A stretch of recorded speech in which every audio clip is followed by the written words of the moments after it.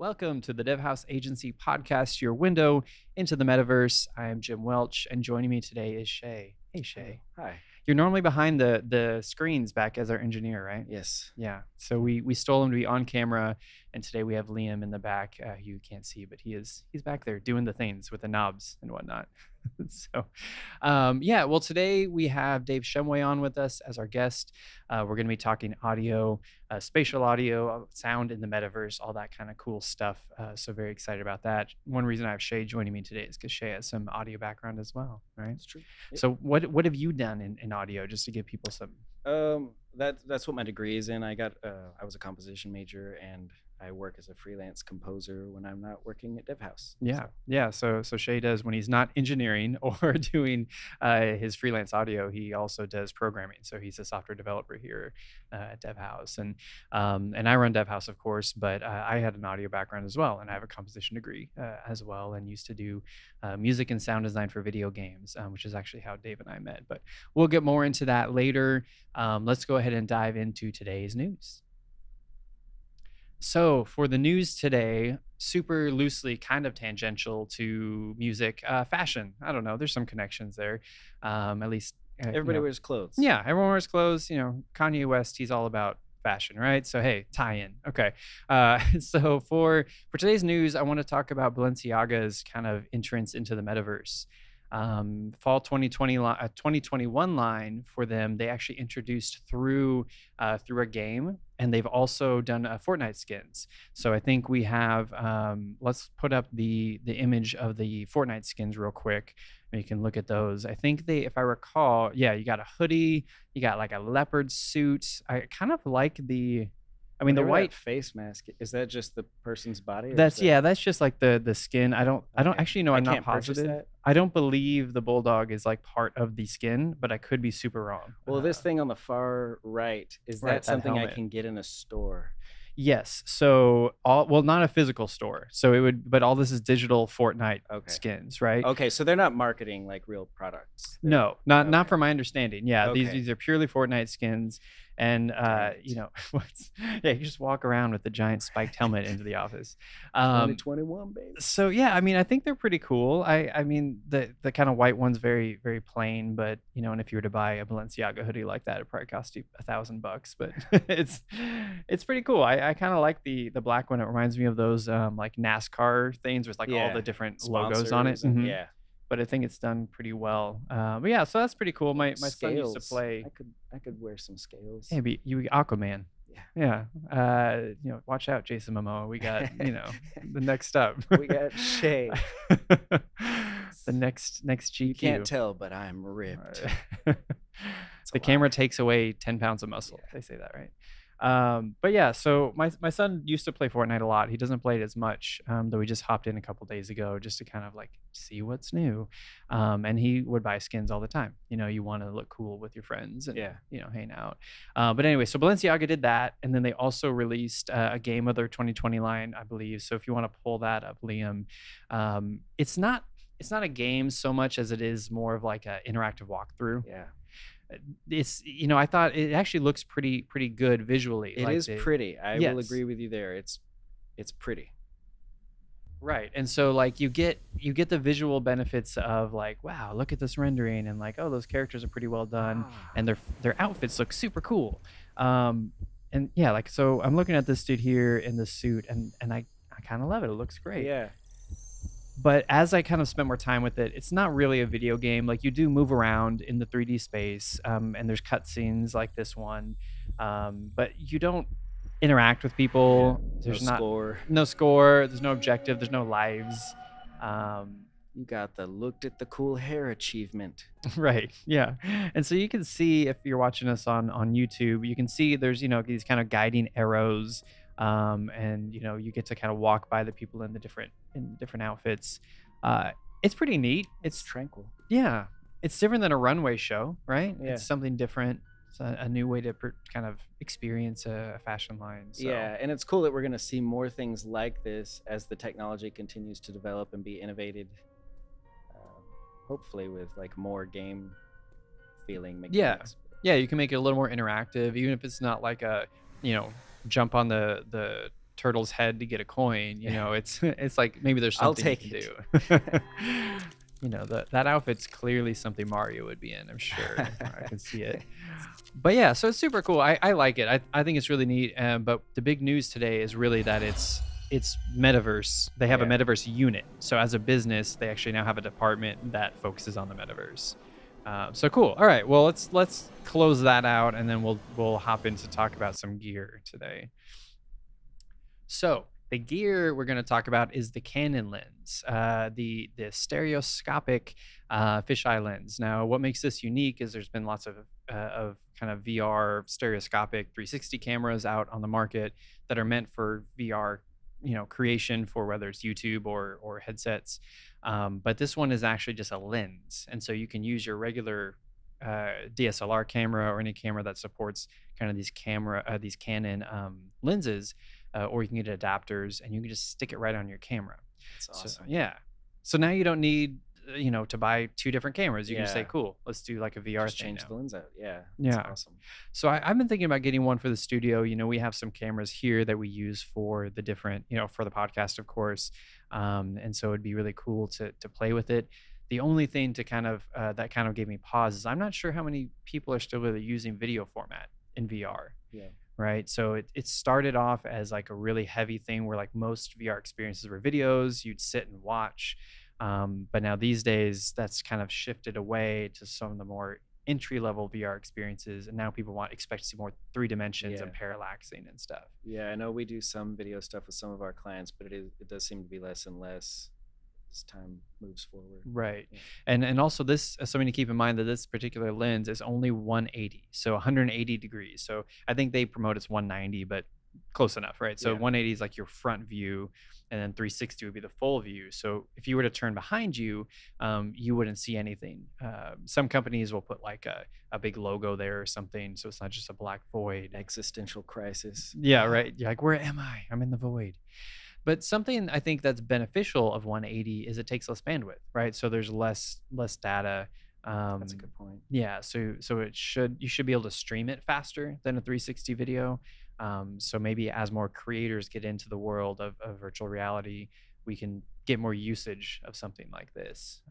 But it'd be kind of neat to make like home videos and and for VR. Like that's kind of a fun idea.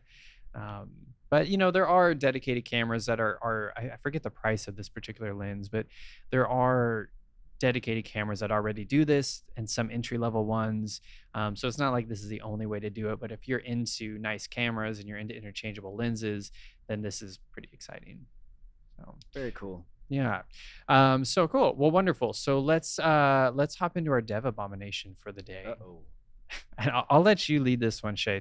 What are we looking at here? So we are looking at former President JFK with what appears to be a rectangular prism in lieu of hair. When I first saw this, when we presented this at an end of day meeting, and I was like, I don't understand why he has like a high top. Like, why are we doing a Will Smith JFK? This is the future past. Yeah, but I guess from chatting with the artist that was working on it, so this is for a particular project we're working on. He mentioned that he'll sometimes start with a shape like this and then sculpt it down. Yeah, right? he was telling me that so this is, as I understand it, not like a formal process that 3D modelers everywhere use, but for him, his workflow and what works for him, he was doing this to I don't know anything about 3D modeling, I will be honest, but smoothing vertices on the face and helping form like the wrinkles and stuff and get things looking right.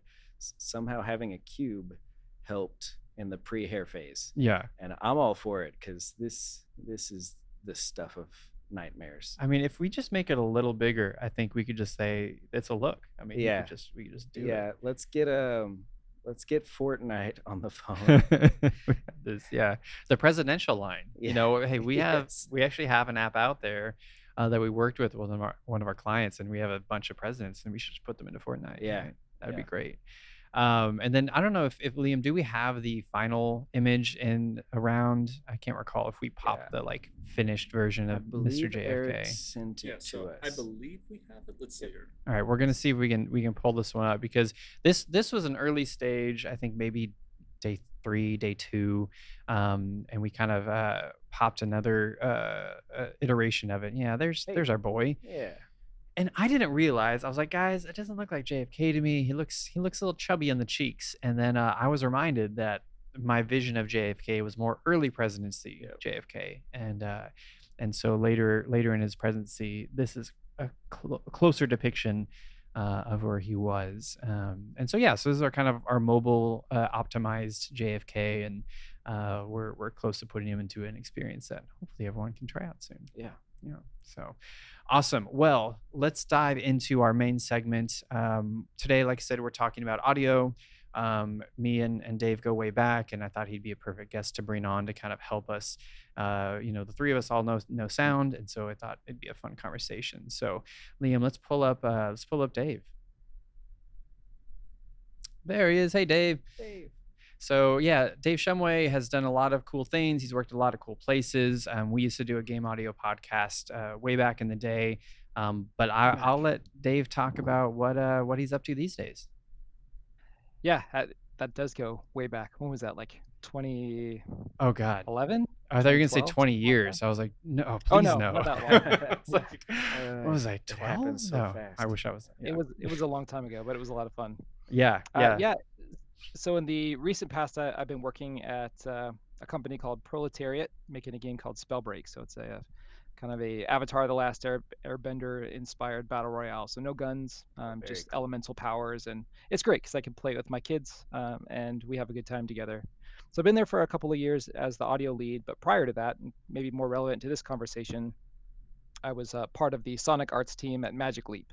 And I was there for about 6 years. So from the very, very early days of the company before the headset came out, through launch, and into kind of the year or two post-launch, as we were able to release launch content for the device, start to show it really widely, and do a lot of really cool things before the company ended up pivoting away from consumer into enterprise, which is where they are right now. Right.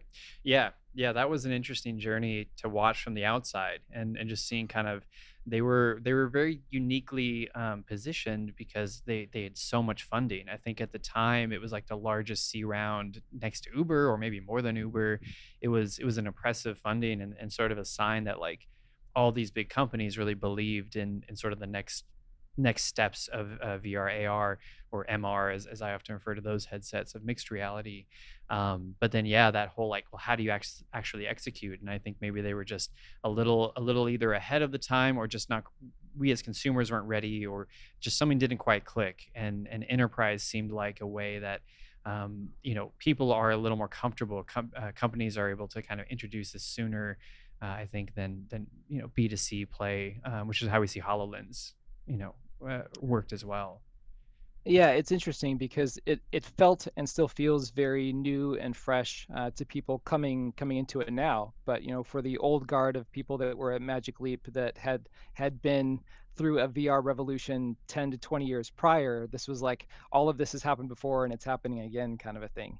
And now we're seeing, since Magic Leap's pivot, things like everything that Meta is doing, where we were talking about that 5 years ago.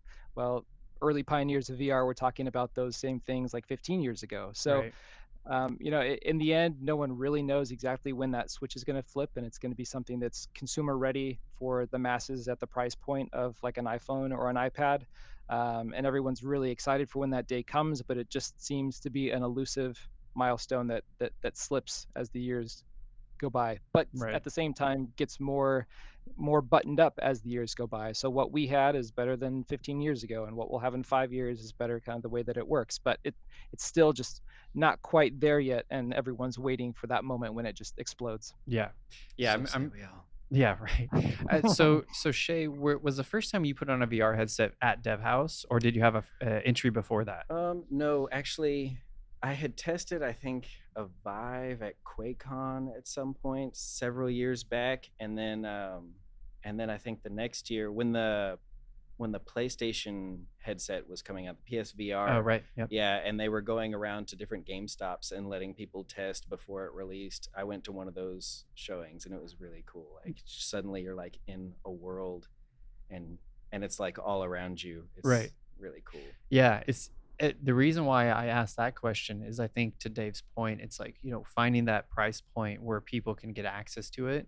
And then also making sure when they do get access that they're excited about what they experience. And I think and then I guess one more step is, can they stay engaged? So you have that initial wow moment, and then you have the, okay, now I'm accustomed to this new experience. What else can I do? And I think that for most of us who've used this a lot, and I'm sure Dave feels the same way, it's like we're past the wow phase. So it's like, what can keep us engaged with new content? And if it's just more of the same, it's hard to stay engaged. Yeah, I mean, one of the awesome parts about working at Magic Leap in those early days was the fact that even though we couldn't talk about it outside of the building, we were constantly showing people internally. And just to see people's eyes light up as they saw what they thought was fake actually become real before their eyes, like it was a magical moment. And it's cheesy to use that word, but like that's how it was. But it is that finding the point at which this becomes, I mean, not even an all day use case, but something akin to a console, even on the consumer side. So we're still a ways off from that, but finding that way to show them the magic is pretty awesome. It's pretty Yeah. satisfying. Do you feel any, do you have a headset currently? Do you own one personally? Yeah, I do. I thought as you were talking, I should reach into my closet and grab it, but yeah, it's in the closet there. Nice. I haven't developed on it for a couple of years, but it is there and it Yeah. works. Yeah, that's awesome. So Let's all just put them on and look cool. yeah, let's just Right? I talk mean, we with should. I feel Yeah. like we should just go dark for a second and then come Yeah. back in like Tron mode. Yeah. yeah, we should have, yeah, every episode someone's in a new headset and just that would be good. But I mean, I'm Yeah. hoping in the next 5 years we shift to a little bit more wearable style Yeah. headsets. So whether, I'm talking a lot about VR or MR, but I mean, augmented reality is really powerful as well. And maybe wearing glasses. I think we're a ways out from contact lenses. I think how do you support a battery, life on a contact lens and things like that. But yeah, I mean, glasses I could see coming and kind of getting us more integrated to where we're not feeling so silly. Yeah. I won't put my headset on a plane. Like Yeah. I can't. I just feel too The silly. vanity won't let Yeah, me. it's so I Yeah, think I mean, although I thought a lot at Magic Leap as we were developing this thing before it was, had been seen by anyone, we're like, oh, that's a really big thing. Flashing back however many years it was to when Beats became the thing that was cool to wear. Like yeah. big honking Yeah. headphones were not socially acceptable Yeah. until Beats made them the coolest thing ever. And now everyone will wear these gigantic cans on the side of your face. And so it was like it was just this glimmer that like if we can Make it synthesize cool. that down to a headset, then I mean the way was semi paved by Beats to have an ostentatious piece of colorful Yeah. gear on your face and have it be socially acceptable. Yeah. I still remember those like Bluetooth headphones that people don't really use much anymore, but they would have like the Right. earpiece, Oh, and you're like, are they crazy? Are they talking to themselves? Oh, they're on a phone yeah. call. And now I feel like, with AirPods and things like that, I've just accepted it. There was something about that Bluetooth phase where they Yeah. just felt cheesy, like some weird Oh, executive. yeah. I And was now it's working at okay. Wendy's at the time. I was 17 when those got really popular, and we called the customers that came in with those cyborgs because like you couldn't tell if they were ordering food from you or talking to their buddy. Yeah. All right. Well, I remember there was a cover image, I think it was on Wired, of Brad Pitt wearing one of those, and the caption was like, "If he can't make this look cool, who are you No, to Yeah. think you can?" or something like that. I What? was like, "Okay, all right, I'm So walking away."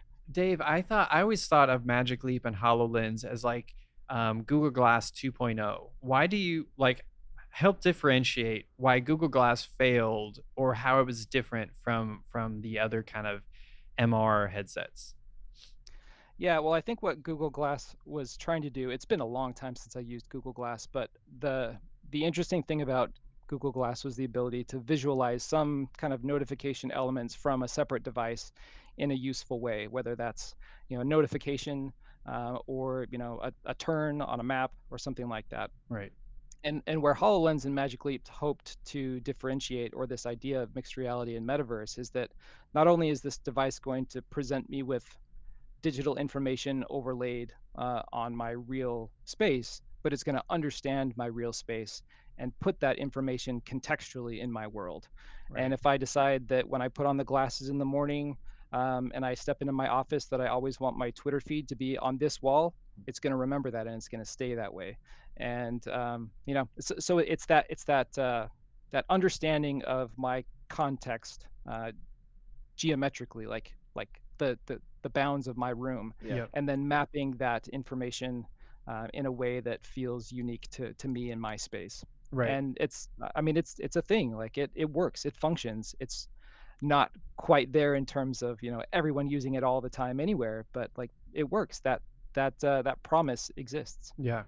Yeah, I think that's really neat to be able to like have a digital ball roll off the side of a real table, right? And like that just understanding and I've seen over the years, people different like MIT students and things making phone versions of that where you can get an identification of space and then it can be occluded by or hidden by real objects. Like right now in Pokemon Go, you see Pikachu on the ground, but can Pikachu go hide behind a pillar in your room? Like Yeah. that would be cool. Like Yeah. that's what some of that MR mixed reality stuff accomplishes. And I think Google Glass had it was interesting because it's like they took a step barely into it, which I think is a way to get people comfortable. Like don't give them too much, don't go too crazy. But I think it had that same the reason it popped in my mind is that same challenge of that Bluetooth earpiece. It's just it looked kind of silly. Yeah. And so it really had to almost provide a lot of value for you to feel comfortable looking that ridiculous, Right. So Well, there was also a different era of personal security and right, sharing of information then. I mean, that was one of the big things with Google Glass is people felt self-conscious about having a camera that was forward facing. And now, I mean, so much of our lives is like this and yeah, filming whatever we want, that kind of goes away. Mhm. So the fact that the Magic Leap specifically and the HoloLens as well have a bunch of cameras and sensors on the device wasn't as much of a, an oh my gosh kind of thing than right, Google Glass was, just because we've advanced a few years to the point that that's not so scary right. anymore. Not that it shouldn't be, but we're all more okay with it than we were 5 or 10 years ago. Sure, absolutely. Well, I'm excited to talk more about kind of Magic Leap stuff, but let's get more into audio. So, spatial audio is a term that's kind of useful and used in this space, and so I guess, Dave, how would you explain spatial audio to somebody who hasn't heard that term before? Yeah, that's a good question. So when we're working in like a game engine, let's say, or if we're working on a film, we have the ability pretty easily to make things feel like they're coming out of the right side of a stereo image, out of the right speaker, or out of the left speaker. And we have an okay ability to determine where it is in space, how far it is away from us, just kind of by turning the volume up or down. But our ears don't work that way exclusively. And when I hear something in real life on my left side, I'm also hearing a little bit of it on my right side. It kind of travels around my head and goes into this ear. So what spatial audio is trying to do in this kind of metaverse context is approximate how we hear things naturally, and not just like, oh, on this 2D screen that's a long way away, I'm going to pan this over to the left so it looks like it's coming from the left side of the screen. I want the thing that I'm experiencing that's supposed to be in my space to sound like it's coming from my space. And that means kind of approximating how both of our ears work and how our head works and how the shape of our ears work. And all of that is very math and kind of computationally intensive, which again existed 15, 20 years ago in other forms, but has now gotten to the point where our phones can do that and they can run that. They're powerful enough. So now it becomes something that is more ubiquitous on more devices instead of on like a super powerful computer that no one would be able to use. So it's that understanding of how to play sound in my space digitally the way that I hear it in real life. And isn't there other? It's been years since I've done audio in that kind of capacity. Isn't there like a different format or certain plugins that you need to use to kind of accomplish that? Yeah, so there are algorithms that have existed for years, but there are a handful that are used now, and most of them have been purchased and bought up by larger companies. So Google has one called Resonance, Valve has one called Steam Audio. There's a handful of them. Magic Leap ended up building their own algorithm, and so it's proprietary to Magic Leap called Soundfield Audio. So there's a variety of those, and a lot of the different companies have their own. Sony has their own as well. So as part of the PS5, you can go into your settings and choose 3D audio. They call it Mhm. 3D audio instead of spatial audio, and then gives you a few different options that you can tune to your head and ear shape. Because that's the big thing. I can make it sound great coming out of a speaker, but then it's going to travel in my space and hit my ear depending on the shape of my ear and the distance from the speaker to my ear and the distance from the walls to my ear and all of these variables. So it gives you a little bit of tunability on the PS5. So yeah, everyone's got their own flavor, but basically all of them are trying to approximate how we hear things naturally instead of just like panning it to the left or to the right or turning it up or down in order Right. to simulate the location in space. Right. And I think Shay, you were showing me a plugin that you discovered that kind of helps with this. I Mhm. think it's probably, I don't think it's one of the big brands, but like some company It's that. made by Sennheiser. Oh, it is Yeah, it's a Sennheiser. Okay. plugin called Ambio Orbit, and yeah, it's Mhm. binaurally lets you um, like treat something with the mathematical computations and stuff. It'll take the stereo image, and you can take like a mono signal and position it as if it's all the way around your head and give it altitude up or down, and it's all done with math.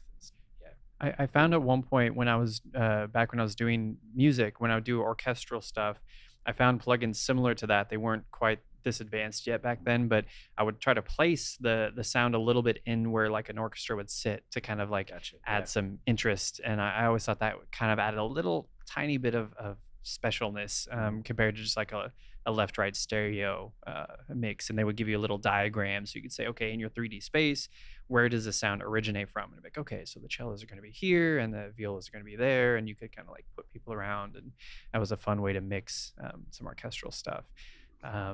Yeah, we did. I did a project like that at Magic Leap with some stems from the London Philharmonic Orchestra. So we had the stems to one of their recordings and separated out by instruments, and we were able to place them in space. And then you could kind of walk around, and as you focused on the cello, then the volume of the cello would come up a little bit, and everything else would kind of duck oh, down, that's and you neat. could kind of that's cool. focus in on that. So it was this educational angle as well, like, here's what the cello is doing at bar Yeah, 33, and you go and you look. But to your point, we were using that a plugin or an algorithm of what we're talking about on each of those individual voices, so that as you moved around the orchestra, they kind of sat as they would if you were walking through an orchestra on stage. And it was really cool. It was very compelling, not only to be able to hear those things in isolation, but Mhm. just to feel like you were walking amongst all of these players, even though you just had this kind of goofy headset on and Yeah. Yeah. were walking around in your bathroom.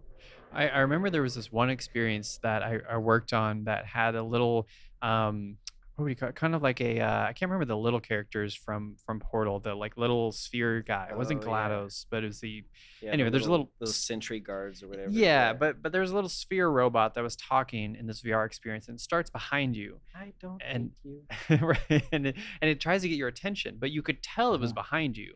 And I think that's some of the like power of spatial because like, hey, over here, and you're like, oh, you turn around, Yeah. right?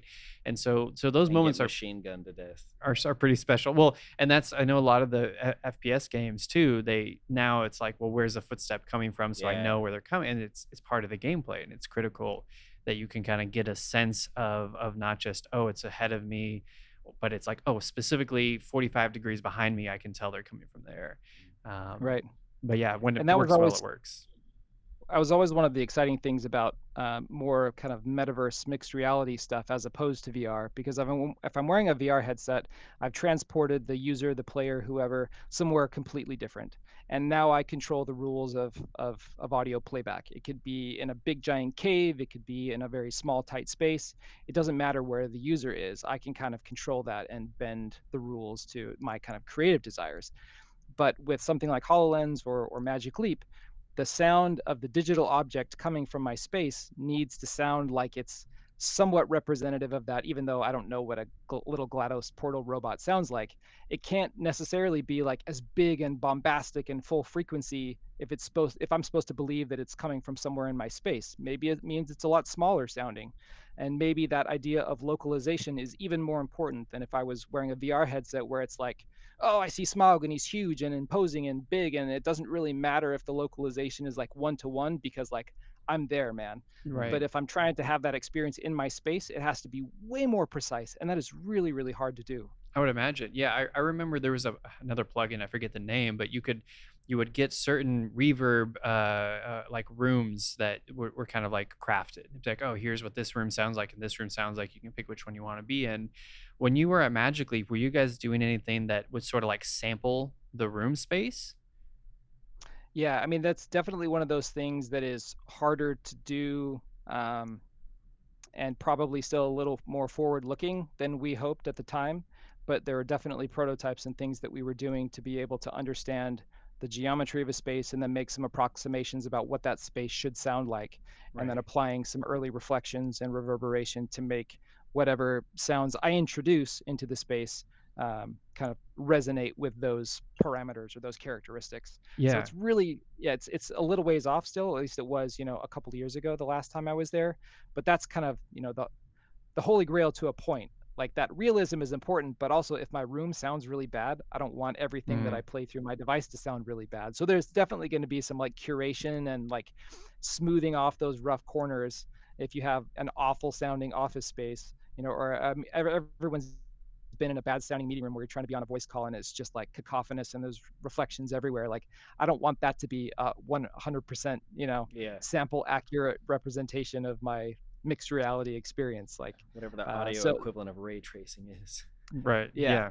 yeah. So that may not be the best thing, but maybe if I get that as like an 80% of the way and then put like, a soft lens filter on it, so to speak, then you get to somewhere interesting. Yeah, yeah, maybe it defaults to you mentioned 80, so like an 80/20, but maybe there's a slider in settings to be like, how Yeah. realistic do you want the sound?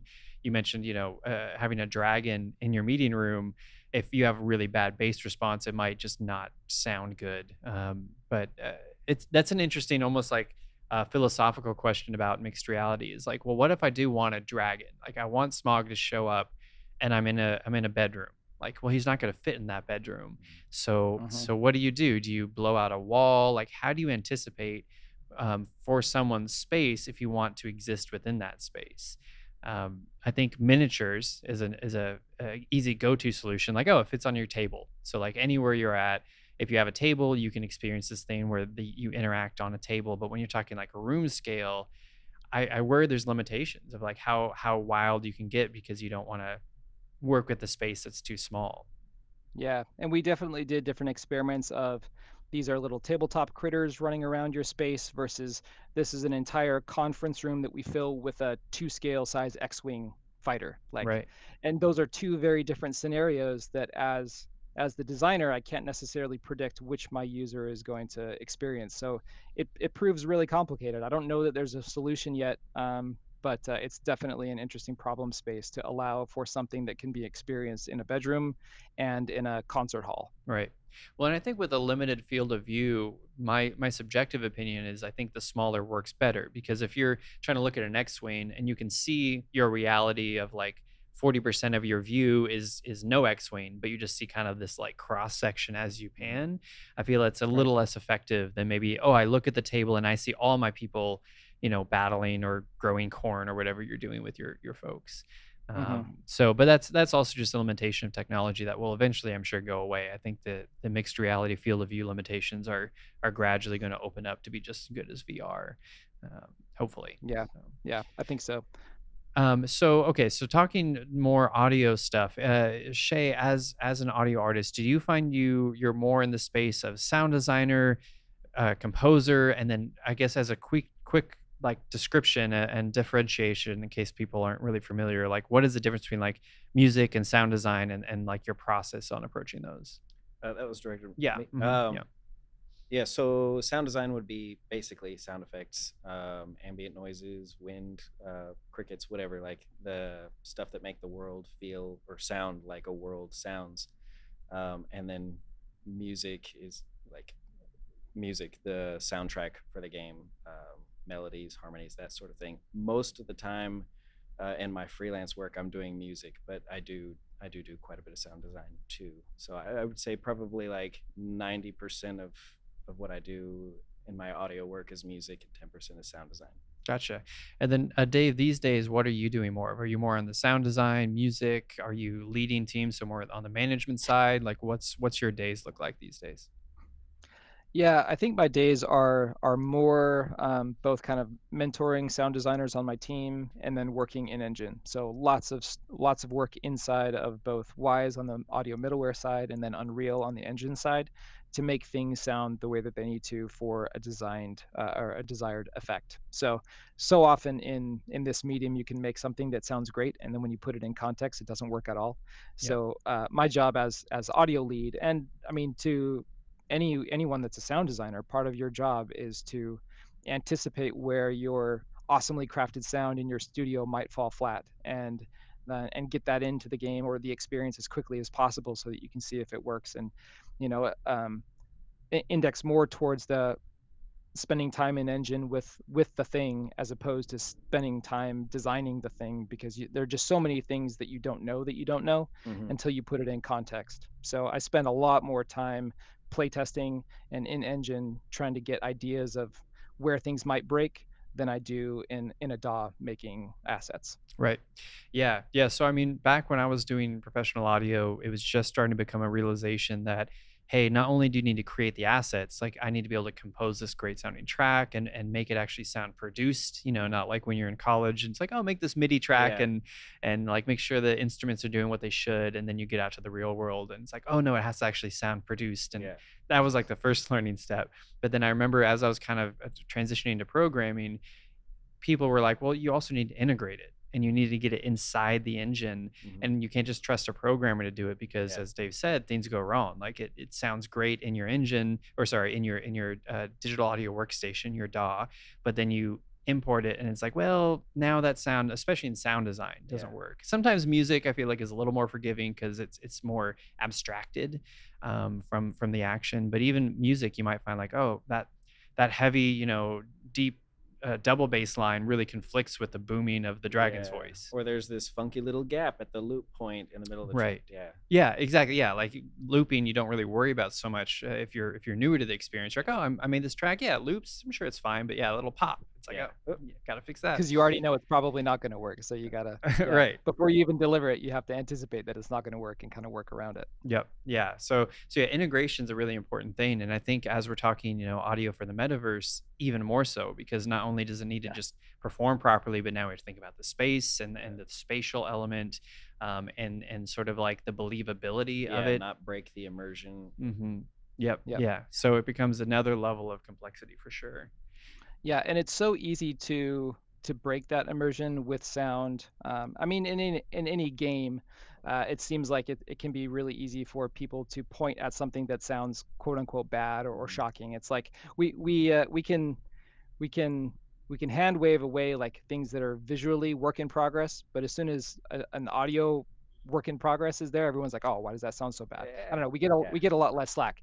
And Yep. then when you tie that to something in the metaverse and mixed reality, all of a sudden it just completely throws off a user's ability to believe what they're seeing is real if it doesn't sound a certain way.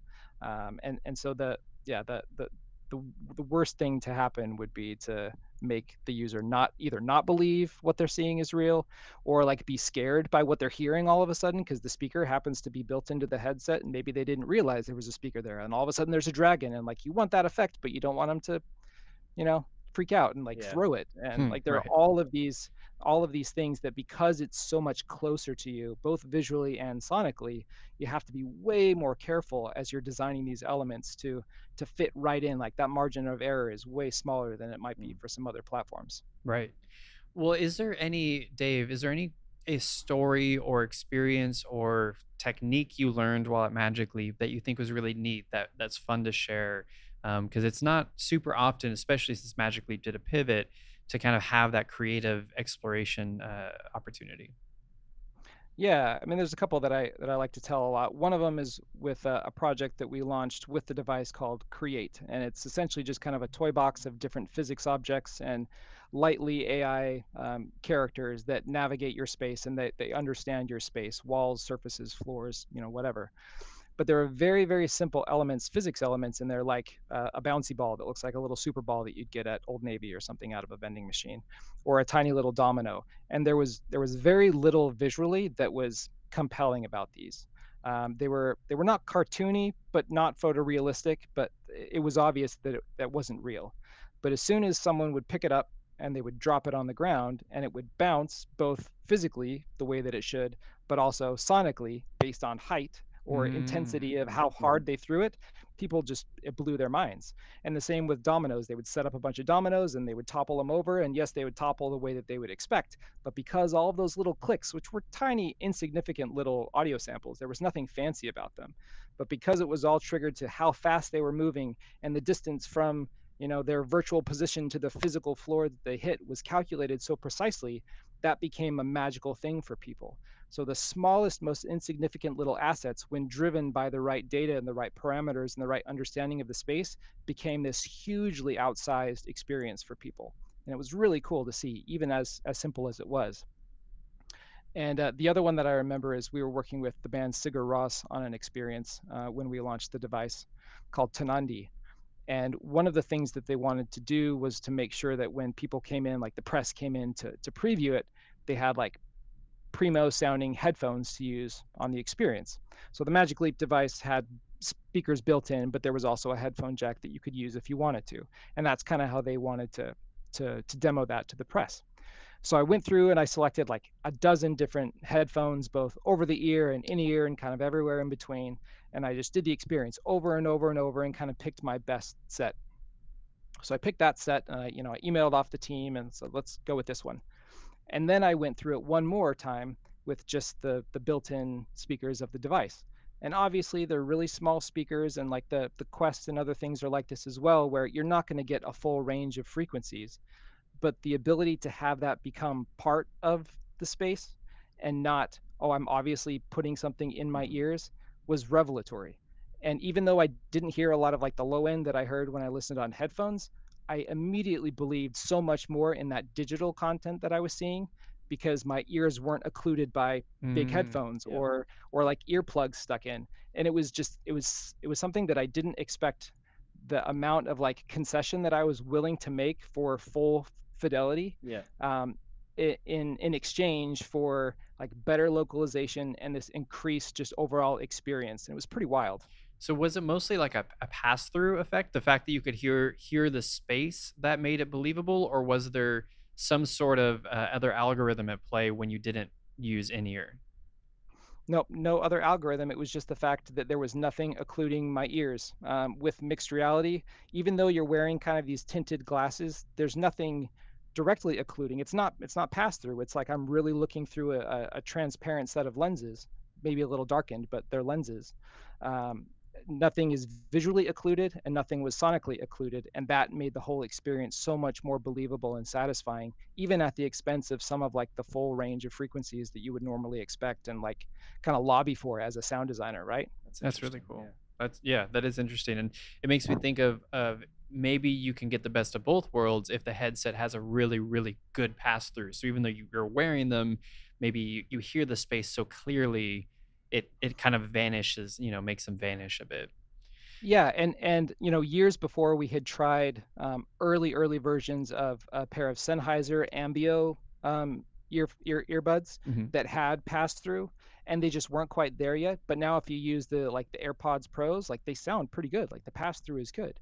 So we're definitely trending towards that point to where maybe we can get the best of both worlds, something that's not horribly uncomfortable to wear, but still allows you to hear the world around you and kind of buy in that way. Yeah, that's really interesting. I'd like to see different, I guess, VR and headset companies kind of release special headphones that they like Mhm. really design and designate that supports kind of what Dave is explaining. Yeah. That like has really good pass through, so they're invisible, Just with quotes. unobtrusive. Yeah. I mean, I will tell you that everybody is angling for that, and it's just not quite there yet. But Gotcha.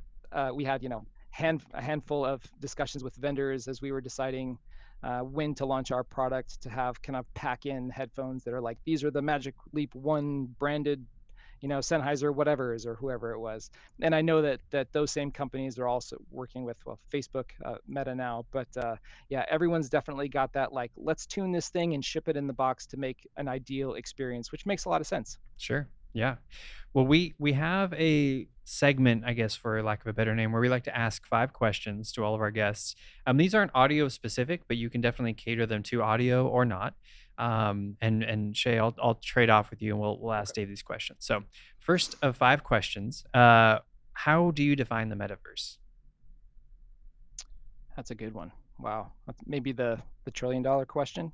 Right? Yeah. Um, Everyone's answer will be different, most likely. yeah, right.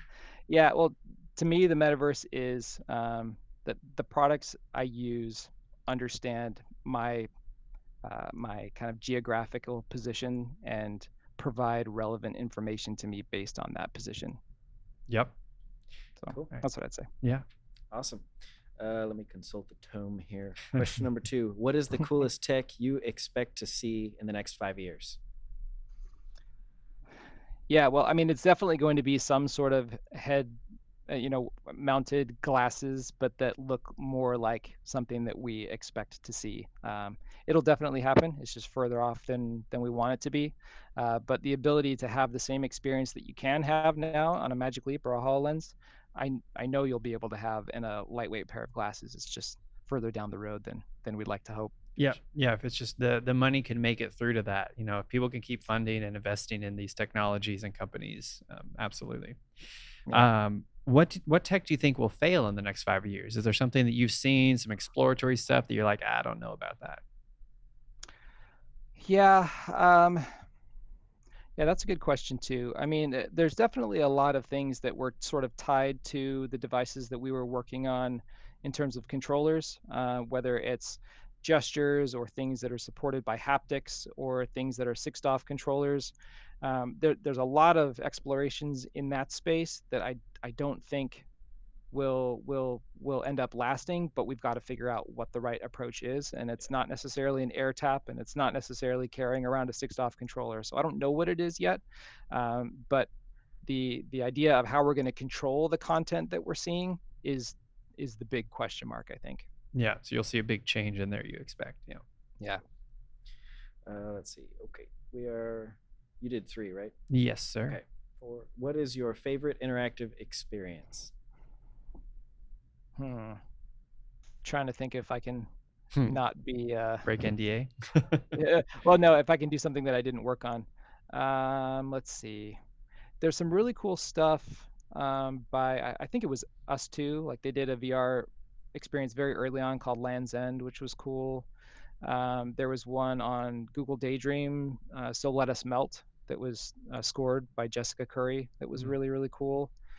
The one that I think I did that was most meaningful was called The Last Light, and it was a narrative experience. So I think these elements of tying our physical space to digital content are really really magical when you're like lining up physics to do what they do in real life, but at the same time telling compelling stories and bringing that story into the person's space is something that I think will get a lot of mileage, and having people be able to experience whether it's a concert or a theatrical performance that they wouldn't otherwise be able to go to Broadway or somewhere on the West End and have that experience in their living room is going to be pretty awesome. And I would love to work more on those sorts of things in terms of bringing the experience of telling a personal story into my space and have my space make the story, even if it's in a light way, my own because of where I watched it. Mm-hmm.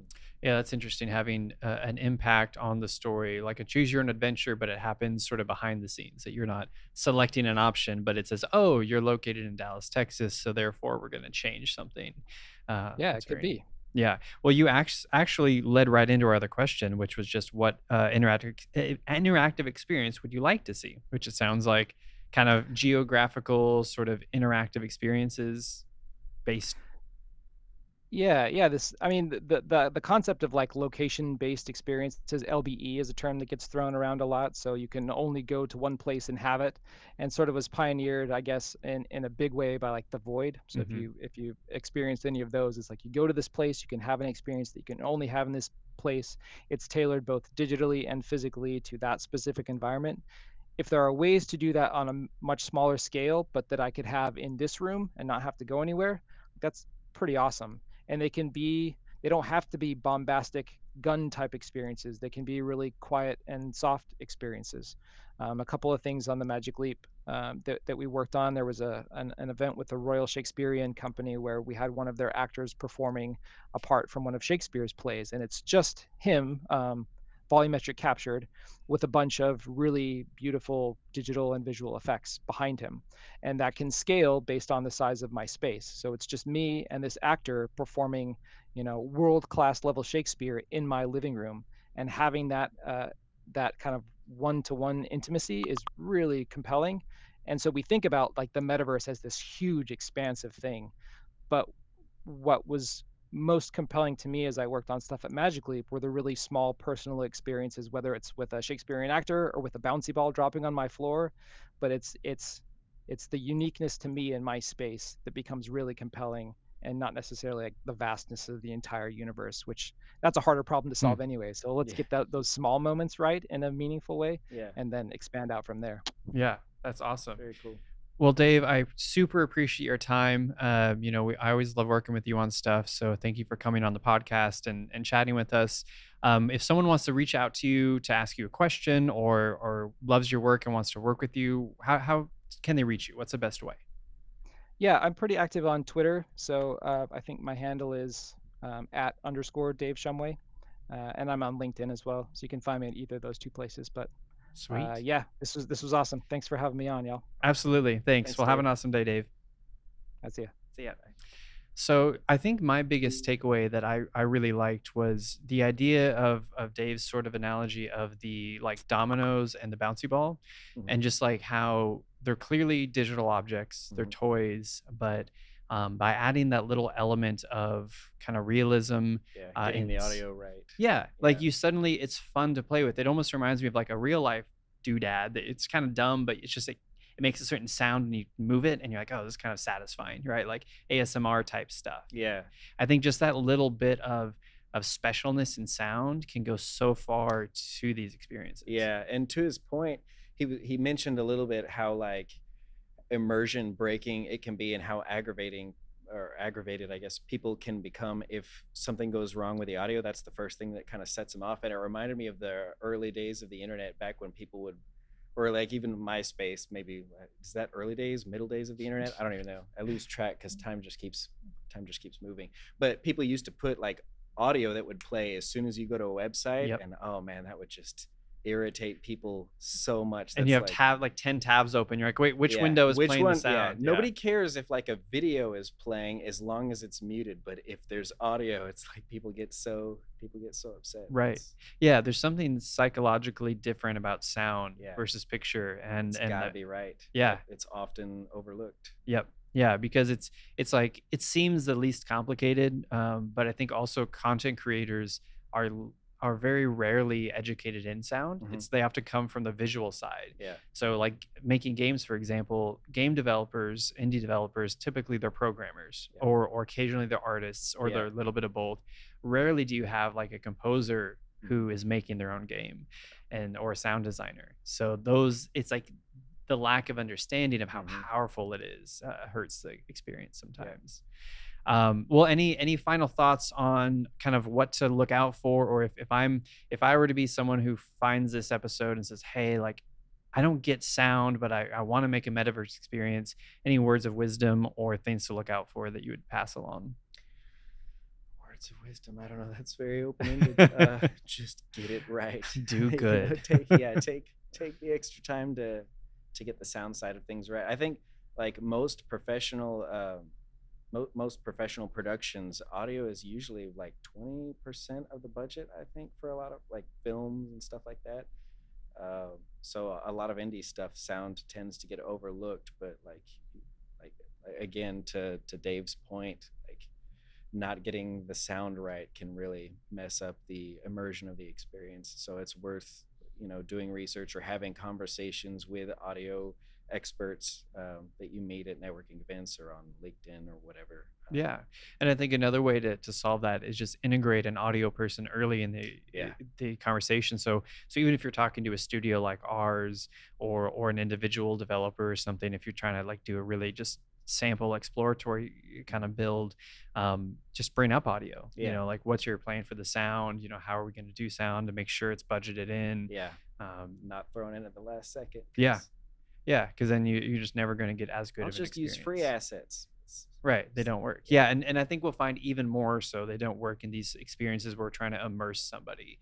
In Yeah. some games and especially like if you think of mobile app, you aren't necessarily trying to immerse somebody in a mobile app. If I'm ordering Domino's pizza, I don't need to be immersed in the sound design of clicking a Mhm. button or putting toppings on my pizza, although that could be fun. Yeah. Not necessary, those are little like wow moments, right? So if you like hit pepperoni and they all fall down and they make little cute noises, you're like, oh, that's fun. Yeah. And so those can be great, but maybe not necessary. But I think when you were talking immersion, sound is necessary Yeah. and you have to think about it early on in production. So, well, awesome. Well, I think we'll wrap the episode there. As always, thanks for watching and or listening, depending on where you found us. We are on Spotify. We are on Apple's podcasts. We are also on YouTube, of course. So yeah, please keep enjoying our content and we'll keep making it for you.